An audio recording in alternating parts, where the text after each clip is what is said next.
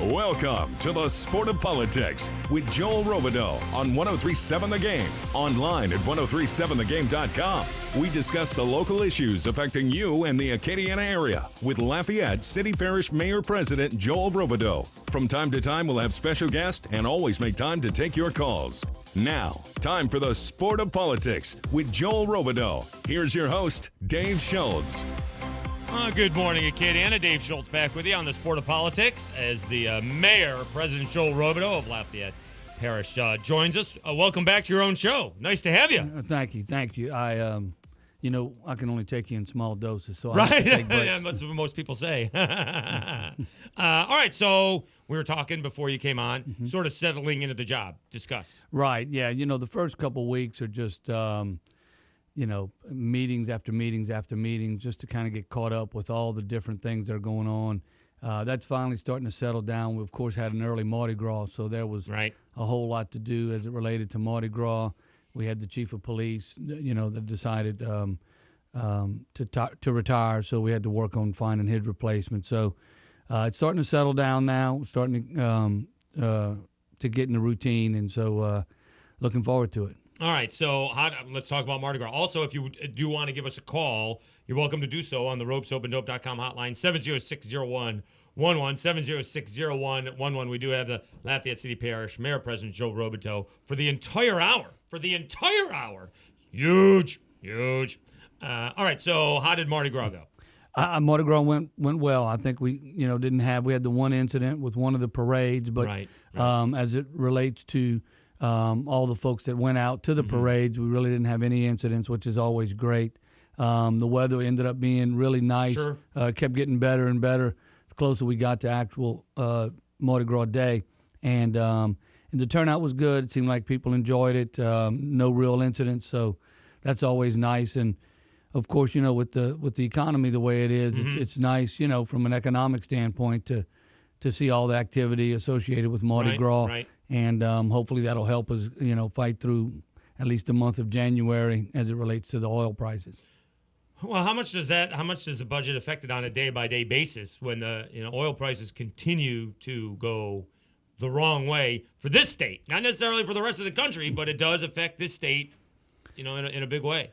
Oh yeah, and it affects our community in a big way. Right. And so. You can look, bringing it back to Mardi Gras, you can look at the Independent Parade, which, sometimes has over 50 floats. I think there was 10, maybe 15. Okay. And so, there's a direct correlation Sure. to our government's budget with the oil prices. And so, it looks like it's going to be a pretty long sledding of a decline. So we're going to figure stuff out. We're going to get with the council.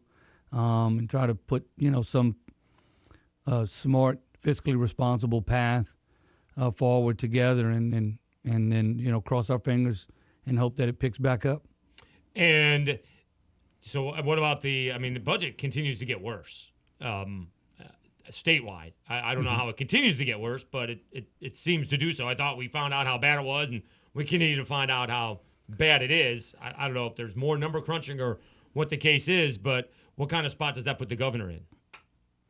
Oh, the governor and the legislators, they're all in a really, really difficult spot. The reason that the state budget seems to get worse is there's a group of economists that are commissioned by the state to periodically meet, called the Revenue Estimating Conference, and they get together and look at, say, the previous 3 months and say, oil went. We didn't think it was going to go below 30 the last time we met. It's been below 30 now. Right. So they make an adjustment to the forecast and say, all right, so based on 3 months ago, we said it was going to be an $800 million shortfall. Now it's $850 million. So then the Revenue Estimating Conference will meet again in May, I think, and then look at the most recent 3 months prior to that meeting and then maybe another adjustment. And so that's why you kind of hear it's bad.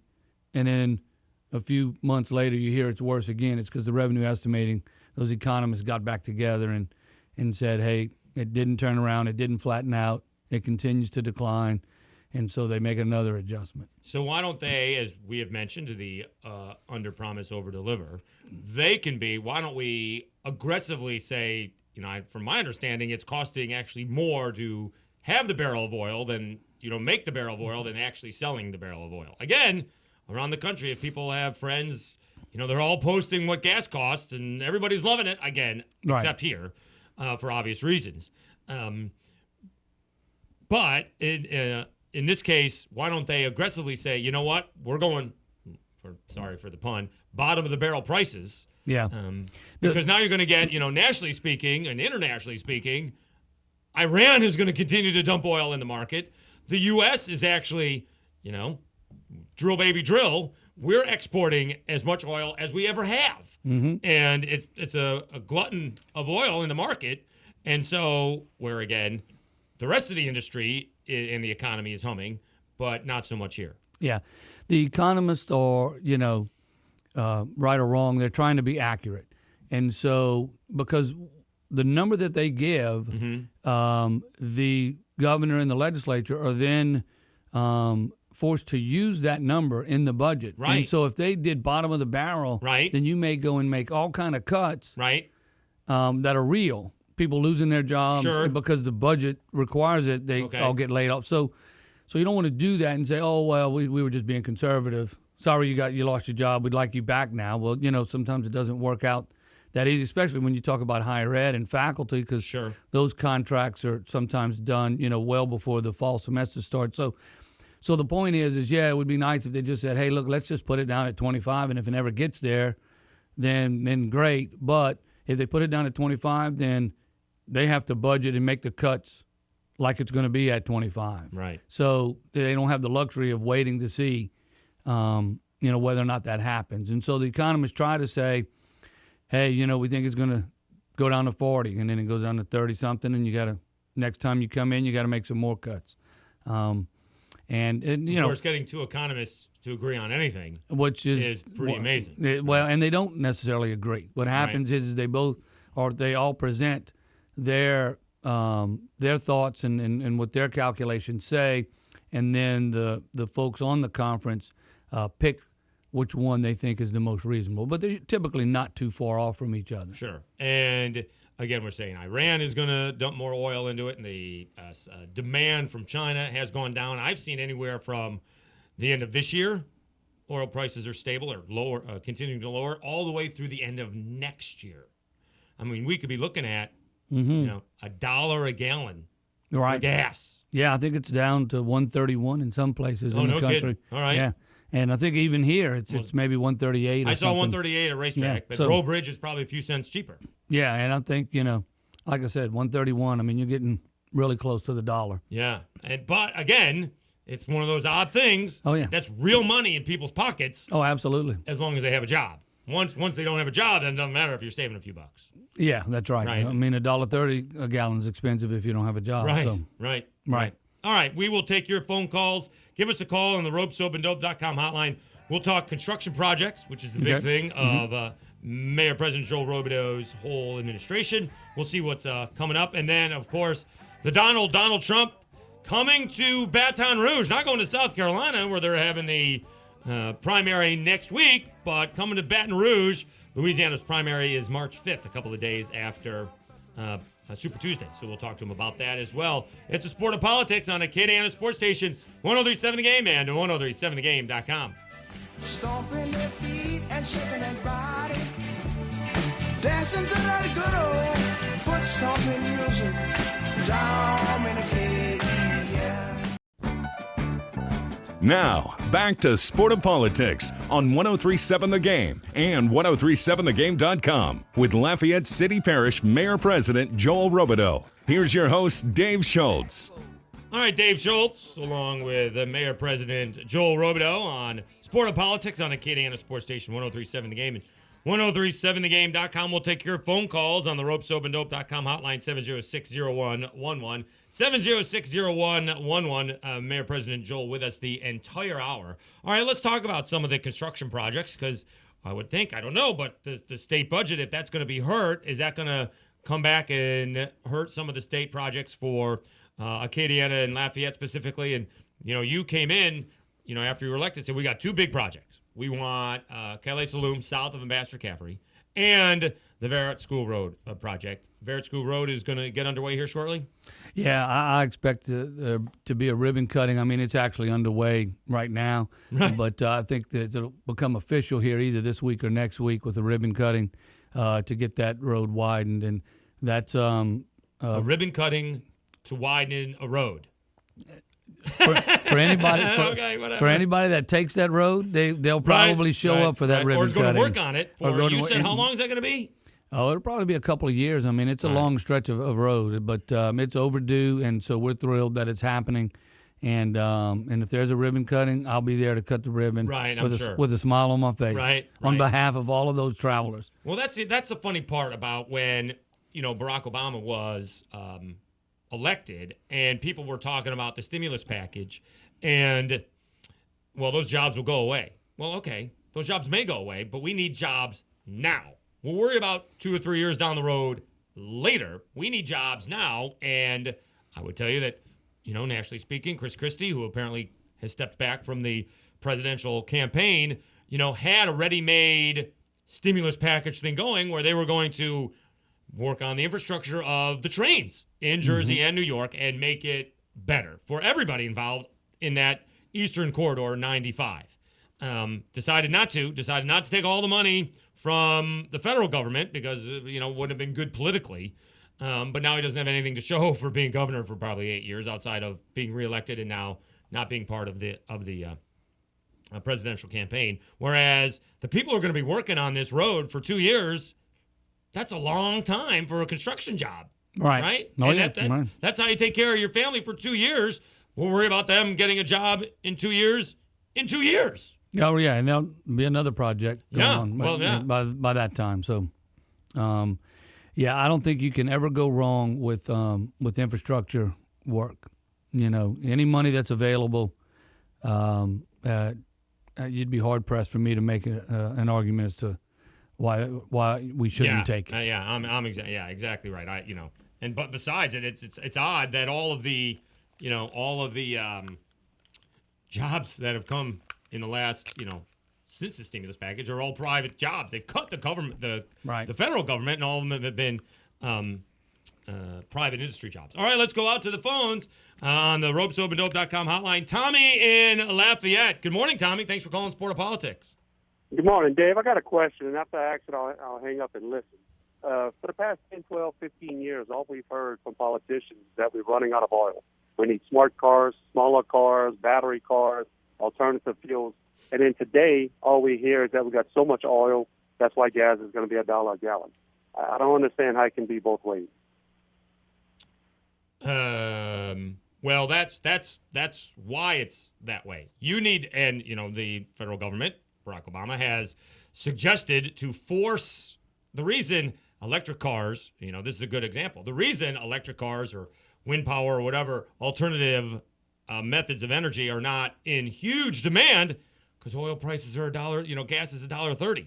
If you made gas $5 a pop, then the car industry would be more apt to make better cars more energy efficient again, right? I mean, that's what happened. You go back to the 70s when we had the oil embargo. Guess what happened in the early 80s, right? Aren't you glad you drive a Toyota? Because, they were good with gas and reliable cars. And then eventually the American car deals, which have been fantastic. The American automakers have been fantastic they're through the roof over the last few years. But that's the problem, is that the oil prices are so low that there's no purposeful meaning to get the other alternative, energy power. At least that's what I'm told. Well, and the caller has a point in that, all too often, things that look to be the case, meaning we're going to run out of oil.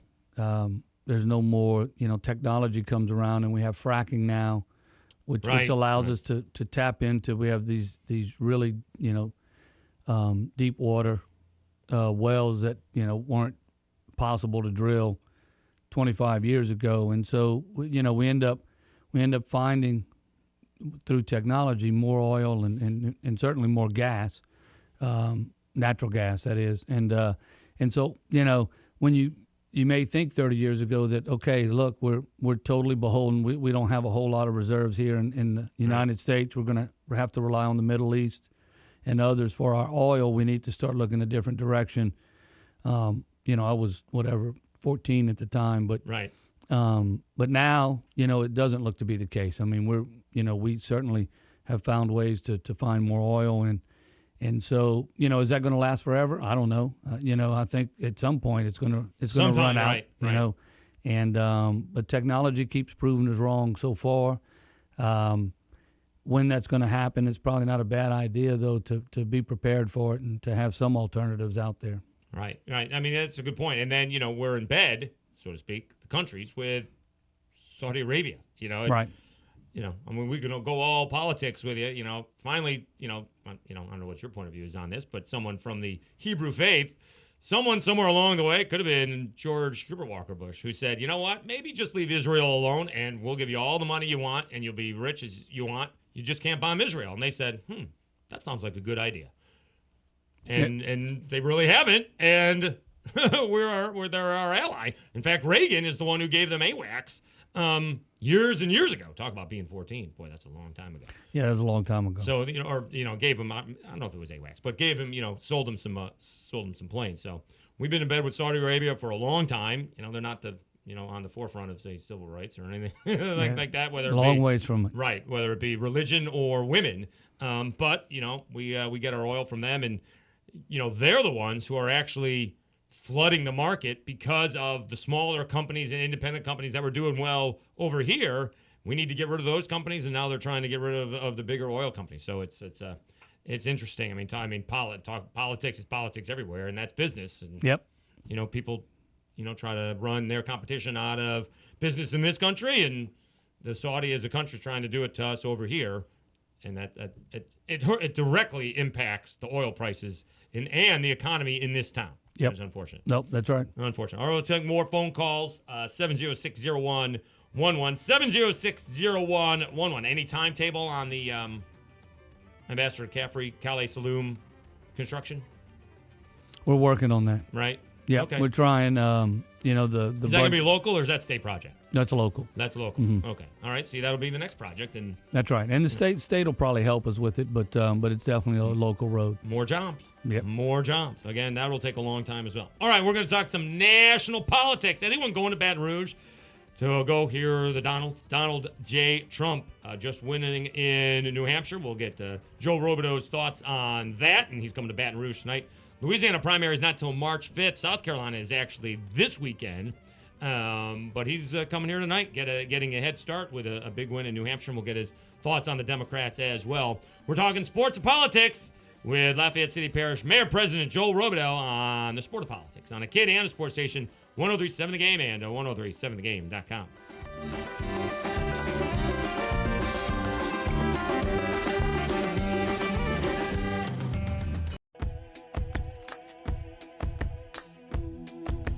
Back to Sport of Politics on 103.7 The Game and 103.7thegame.com.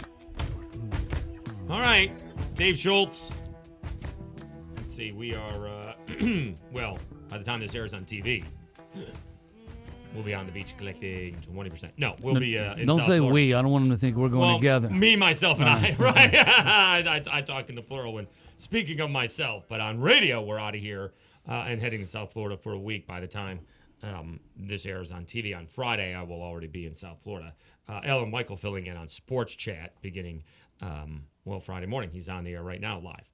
All right, Dave Schultz along with Lafayette City Parish Mayor President Joel Robideau on the Sport of Politics. We'll be glad to take your phone calls, 706-0111, 706-0111. National politics heading in this direction.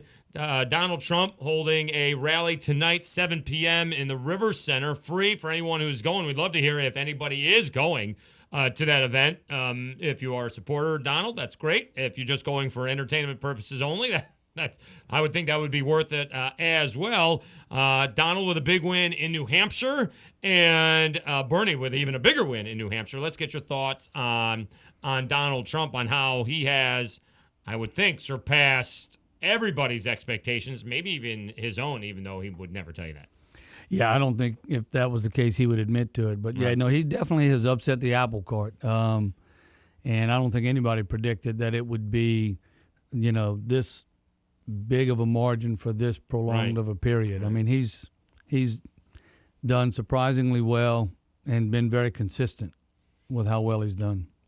It seems the Republicans are more. Usually, it's the Democrats with the upstarts, right? From you can't go back to Kennedy, but Harry Truman got in there. I know that was after the president died, but from Jimmy Carter, right? Peanut farmer and governor, to Bill Clinton and Hillary Clinton, they are the establishment now, but they showed up on the national scene as the anti-establishment. Bill Bradley was the establishment, I think, back then. And so it's unbelievable to me that Donald Trump can be considered anti-establishment because there really isn't anybody more establishment than Donald Trump. He just happens to be anti-DC, I guess. Oh, no, he's clearly anti-DC establishment. Right. You can tell by the anxiety on the DC folks' faces. Right. Every time a new poll comes out and it shows them still ahead of everybody else. So, like I said, he upset the apple cart. I mean, it's going to be interesting to see how well he does in South Carolina this weekend, and then on Super Tuesday, and then Texas. It'll be interesting to see how he and Cruz play how those out. New York values play in South Carolina and some of the southern states. Right, but based on the event he had in Alabama, about a month ago, huge. I'll be floored if it's a small crowd in Baton Rouge tonight. Oh no, it'll be sold out. It'll be packed. It's free, but it'll be packed. Yeah, it doesn't matter. I mean, any politician can have a free event, and they're not going to pack the in River this case Center. it will be. Yep. And he does. So, he's probably the reason turnout's been so high for the one so far, and will probably continue along those lines. But he's had an impressive candidacy. You got to give him credit. And yet, it seemed that he was a little bit, obviously he's inexperienced in all of this, okay? Ted Cruz won Iowa because he had a ground game. Because he visited every county in Iowa. And I know the evangelicals are going to vote Ted Cruz's way. And that's his base, and that's fine. But he had the people to go get the people to come to the caucuses. From what I'm reading, and I can't blame him because he's getting all this free pub. Every little speech he does is going to be on national TV. I'm sure tonight's is going to be on national TV out of Baton Rouge. But Trump doesn't spend any money on polls to tell him which way to hit his opponents or to pump up what is specific, which may be anti-DC as well. And which people love, the fact that he's... Right. Well, he loves it. And the people... His supporters, they love the fact that he's not scripted. He doesn't do a poll to see what to say. He says what he thinks is important, and that's one of the endearing qualities about him. If you can call him endearing in any way, but that's him. He's doing it in such a different way than what the he goes off script. Talk about anti-DC. He's the anti-Rubio, right? He could be talking about one thing, and by the way, that was great. That was fantastic. We were awesome. Huge crowd. Right. He can be talking about one thing and then go totally off on something else. And he doesn't need a poll to tell him what to say. But he didn't have the staff or the volunteers, per se, in Iowa and didn't seem to understand that he needed it because he's bringing, 8 to 10 to 20,000 people out to crowds. And yet that's not the way voting works, specifically in Iowa. He did a little bit better in New Hampshire. And yet he seemed to be... I guess I would have been disappointed. He was surprised. He was like, well, I'm going by what people are telling me. Well, the problem is you have a lot of people that tell you what you want to hear and not telling you how to do this. I understand that the portion of bringing in the big crowd is working for you, but, when you get down to the nitty-gritty, you need a ground game. Do we think he's learned his lesson from that? He probably has, although I will say, I was such a unique animal without getting into the weeds of how that process works. Right. If any one of us would have said that Trump was going to come out second in Iowa with a ground game, we probably would have said, he's not going to do well in Iowa. That's just not his cup of tea. That's not his area of strength. And so without any ground game and without him doing anything, he still has this incredibly strong showing. It doesn't bode well for the others that he can go into Iowa without a ground game and run a strong second. Right. Well, see, that's why we have Mayor Joel Harry. He brings the other side of it. That's a good point. All right, let's go to the guy who came up, I guess the biggest loser is a loser. He came up the shortest was Marco Rubio because he was scripted. And apparently Chris Christie, a little Jersey term, took him out at the knees because he couldn't come off his talking points. It's amazing that apparently that only happened in the first hour of the debate on Saturday. And, it was almost like Marco Rubio walked into his little trap. He brought it up one time, and I don't know how much of a West Wing aficionado that you are, but that's almost out of the West Wing episode in the debate when President Bartlett is running for re-election. There's a 30-second soundbite, but what do you do next? Well, that's what Chris Christie said. You can't think off your feet, and he kept on going back to the same talking point, and yet it wasn't so much the performance in the debate, which after that, the damage had been done, and he seemed to do better in the debate after that, but it was the process stories that came out. I don't know how many voters are watching that, but not only did it come out from his enemies, so to speak, political enemies, but it came out from his supporters that he can get uptight when the pressure is on. That's not exactly who you want to be president because you can never predict from snowstorms to tornadoes to hurricanes to terrorist bombings what's going to happen, and you need to react accordingly and not overreact, or else that's how you get into trouble. Right, and there's that fine line, and I blame a lot of that kind of stuff on the consultants because I'm sure they said after Iowa, where I think Rubio performed better than what a lot of folks thought he would. Solid third. The consultant said, all right, you're clearly the establishment candidate now. With Cruz and Trump ahead of you, you're the guy. There's no one behind you that's going to overtake you. Just don't mess up. So just stay on message. Right. Just say the same. Just don't do anything to screw this up. You are the guy. And so he may have taken that advice a little too literally. Yeah. And so he had this little hiccup, but he's a talented young man. I mean, he's impressive. I think we're still very early in the process, so I think he's going to be able to pivot away from that and make some changes and put that behind him. So, but I think if he doesn't, maybe not this time. Marco Rubio is probably going to be president of the United States. Maybe not this time, but I think somewhere along the way, he's going to be president of the United States. Right, We'll and who knows? But if he clearly becomes, the establishment candidate, and whether that's him or Kasich or I guess Bush is still in the conversation. I don't really know. I don't see how, but other than money, which is which is a big part of it. But yeah, I think Rubio's in the best position, to become that candidate this year. So I think he'll pivot from that and won't be as scripted going forward. All right, we'll talk some more national politics. We'll be glad to take your phone call, 706-0111, 706-0111. Sport of Politics, Dave Schultz, along with Lafayette City Parish Mayor President Joe Robideau on Acadiana Sports Station, 103.7 The Game and 103.7thegame.com.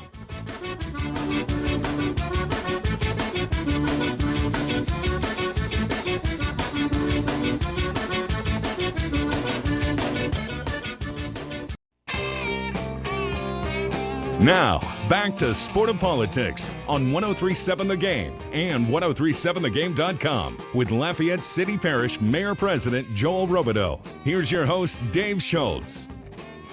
All right, back on the Sport of Politics. Dave Schultz, along with Lafayette City Parish Mayor President Joel Robideau, bring sports into it a little bit. The Cajuns are on fire, have won 8 in a row. Again, on radio, they'll play Arkansas State Thursday night, then at Little Rock on Saturday night. Will you be joining in the festivities? Yeah, 2 big games. I think I have a hall pass because my wife's going to be going out of town to visit her sister, so it should be easy for me. Alan, that sounds like a movie.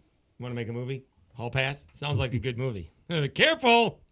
All right, let's talk more national politics. Again, Donald Trump is coming to Baton Rouge. So fascinated by, first of all, there's a lot of people nationally that don't think that Iowa and New Hampshire should have a determination on the rest of the process.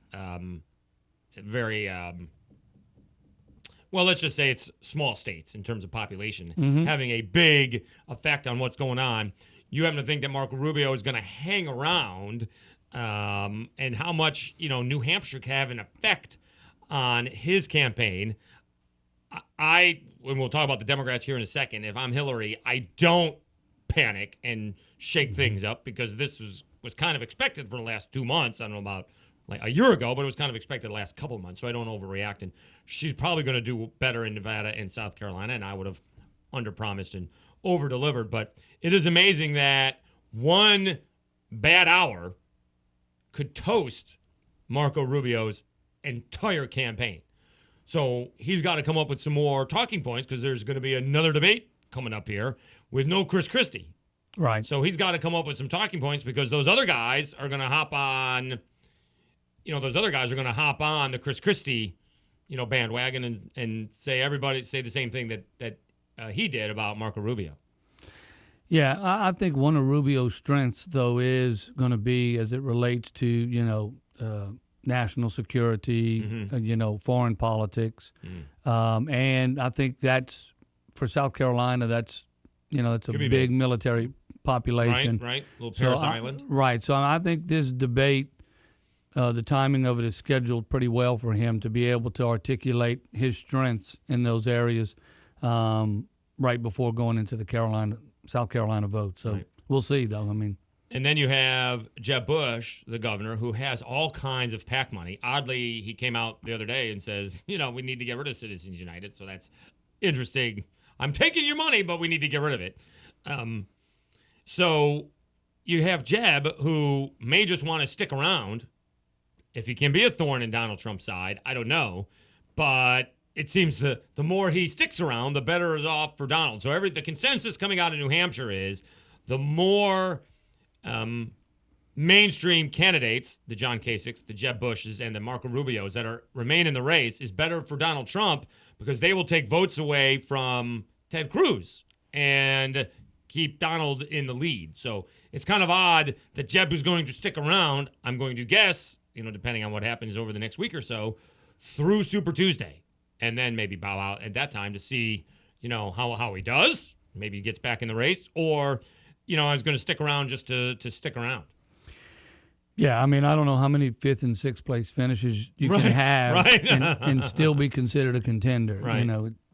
But we'll see. If he surprises folks and does really well in South Carolina, but again, doing well and actually picking up delegates' votes, you have, for most of these, you have to win to get any delegate votes. Right. And so at some point, you got to quit talking about who did well and rose up to 3rd place and 2nd place, because other than the appearance of momentum, it doesn't get you anything towards the nomination. Right. If you're not winning, you're not getting those votes.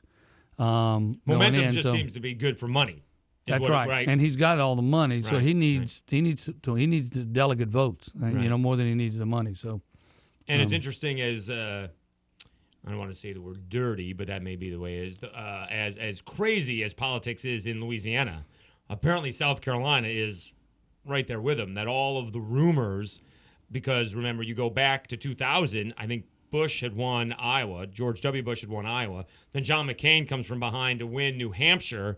And then you get all these rumors about John McCain's adopted daughter and where they came from. Well, they came from the Bush campaign and probably Karl Rove. And that didn't go well, and George Bush went on to win South Carolina.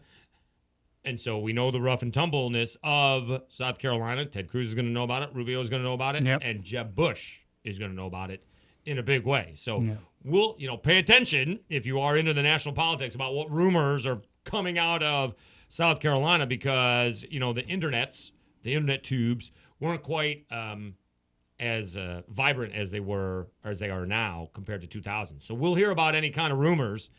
You can shout them down. I don't know. But it'll be interesting, because it's going to be rough and tumble in South Carolina for, a week and a half? It's next Saturday? Yeah, it was rough and tumble. Like you said, historically, it's been the place where they like to punch you in the mouth and see how you react. Right. Because for them, that's an important component of being the president. the interesting thing is, with all that historical, historical mindset of being the difficult place, you add Trump into it, who punched them all in the mouth. Right. And who knows what he's going to say this week. I mean, right. leading up to it, and who he's going to go after. But he's certainly going to throw some out there. And so it's going to be an interesting one. It really. I guess the most fascinating thing I see about Donald Trump is that he is Mr. Tough Guy. He has no problem throwing punches. He can't take a punch. I've never seen, for lack of a better term, a presidential candidate who is as sensitive as Donald Trump is, right? I mean, somewhere along the way, you can't worry about the New York Daily News, back page or front page in his case. Who cares? Yeah. The New York primary isn't coming out. It's only for the, political elite in New York and D.C., if you will. But he seems to take every dig personally, and yet he's got no problem putting digs on everybody else. Yeah. So it's kind of crazy. Yeah, no.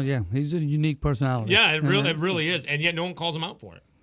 And if they did, he'd hammer them. He'd hammer them. Right, So they, right. You're not being very fair to me. Yeah, they'll be careful. All right. So on the other side, again, it's amazing. We have Bernie Sanders, longtime representative of Vermont, congressman and senator now, and obviously a socialist. He's a registered socialist. And Hillary Clinton, who had been the anti-establishment candidate, or not candidate, but when Bill Clinton was running for president the first time, he was the anti-establishment. Now the Clintons are the establishment. She barely ekes out a win in Iowa, gets her clock cleaned in New Hampshire. Rumors of a cleaning house of the campaign is forthcoming. I say don't overreact because of what's coming up next. I would have said this is going to be a long slog, long campaign. Last time was long. It worked out for the current president. We'll see how we do. You take the opposite side of that. Yeah. If I was, with all of the inherent, benefits of being a Clinton right. in the Democratic Party, sure, to squeak out Iowa by 1/4 of 1%. Right. Basically a dead heat, then getting killed in New Hampshire. And when you factor in that, most of her donors, she's got a lot of maxed out donors. Probably. And, that have given her the max from day one because of that inherent advantage that the Clintons have. Sure. Whereas Bernie Sanders is picking up $20 and $30 checks, right? From all over the country. Those people can double down and double down again, and they can go $27 3 or 4 times. So his money machine is, to me, just getting ramped up now. And so South Carolina, I think, is where she'll probably be the strongest. But the Nevada one is going to be interesting. And if Bernie Sanders, has a good race in Nevada against her, then I think she needs to clean house, because for a Clinton to come in and be running against a literally unknown socialist to the rest of the country, and be in the fight of her life again, just tells me that something isn't working out the way they thought it was going to work out, and they got to figure out a path to victory for them. And he hadn't gone negative. Bernie Sanders has not, done anything other than, promote Bernie, and he's this close. Well, we haven't gotten all that yet. Thank goodness. It's coming. It's coming in a couple of weeks. And it may not come from Sanders, but it's gonna start happening. So it'll be interesting to see. I would think at some point the Bush people, the Jeb Bush people, would say, hey, let's hang on to some of that PAC money, because you have no shot, because we're going to need it to go after whoever the Democratic candidate is. So we'll see. All right, Sport of Politics with Dave Schultz and Lafayette City Parish Mayor President Joe Robideau. Quick, maybe for entertainment purposes only, and it's unbelievable that this could be the case, right? Okay. This could be running for president, right? Socialist and 2 billionaires. If, say, Bernie Sanders gets the nomination on the Democratic side, then Bloomberg decides to go in there for the his base is the anti-gun, anti-soda lobby, which I think there's 8 people in that base. I don't know how he's going to win. And then Donald Trump. So you have a socialist and 2 billionaires. and we're supposed to be anti-establishment. I don't. Where does that? Right. And a longtime representative, even though he Right. may be the Ben and Jerry senator, but from Vermont, Right. and fish, if you will. Well, if that's what plays out, then Trump's the president. You think so? I'm confident in that. Really? If that's the Okay. three, then yeah. Well, it's interesting because I don't know what side. I happen to think that Bloomberg would take away votes from the Democrat, but other people think they take votes away from the Republicans. So I don't know, but The Republicans would see that as a win. the opportunity for them to get a Republican in office, and I think the turnout would be Unbelievable. high Yeah. from the Republican side. A Donald Trump presidency. Who'd have thought? Well, the last thing it will be is boring. It will not be boring. It will not be boring. It'll be huge. All right, we need to take a break. We'll be back. Last segment coming up on the Sport of Politics with Lafayette City Parish Mayor President Joel Robideau on Acadiana Sports Station 103.7 The Game. But it must have been a wrong time. My head is in a bad place. But have such a good time. Now, back to Sport of Politics on 103.7 The Game and 1037thegame.com with Lafayette City Parish Mayor President Joel Robideau. Here's your host, Dave Schultz. All right, Dave Schultz and Lafayette City Parish Mayor President Joel Robideau wrapping things up on a Sport of Politics, Friday morning on TV, but Thursday here on the radio. Again, Donald J. Trump coming to Baton Rouge, 10,000 person arena, River City Center, about 8,600 seats and about 1,500 floor seats. Mm-hmm. I mean, I would expect fireworks. And Ellen in Sports Chat brought up he was going to go after Joe Oliva. But it seems that, I don't know if that would be a good idea. Certainly not going to go after Les or Johnny Jones. right. Or Drew Brees. He'll say Drew Brees and Sean Payton, wonderful people. But it would seem to be Bobby Jindal's got an easy target. And the more news that comes out about this budget, he's going to go after Bobby Jindal. Not only about the way he was governor, but the way he was running his presidential campaign. Well, and then he came out and endorsed Rubio, which it seems Right, like Trump right. has kind of turned his sights on Right. Rubio as the establishment candidate. So, yeah, who knows? Now, I don't want to predict who he's going to go after because he's so unpredictable. He may go after me, so I don't want to. I'm not saying anything. Bring it on. Come on. You can handle him. Hey, look. You can handle. Well, we put in a request. It was late. Yeah. I probably should have done it last week, but we'll try again because we got to. He'll be in New Orleans. He's Oh gonna yeah, go to he'll New come. Orleans. He'll come back for sure. Right. He may go to Lake Charles. Who knows? That side of the Mm-hmm. state. Probably going to head off to Shreveport sometime along the way, or Monroe or Alexandria. But I got an idea. He'll be making another appearance or 3 in the state of Louisiana. Obviously, we'll get a much clearer picture of this race. March 1st. I mean, it could be done by March 1st. Who knows? Super Tuesday could. Could be. And I don't some think it will candidacies. be though. Oh, no, you don't? Well, we hadn't even mentioned really Cruz this whole show, and Right. who certainly probably I say certainly probably I guess from what I hear is the smartest guy in the room. I mean, he's Yes. a brilliant Yep. guy. Not well liked, but very, very smart. Not well liked, Right. but for the voters the voters like not well liked. Right. It DC seems, not well liked. You're right right, about that. exactly, and so.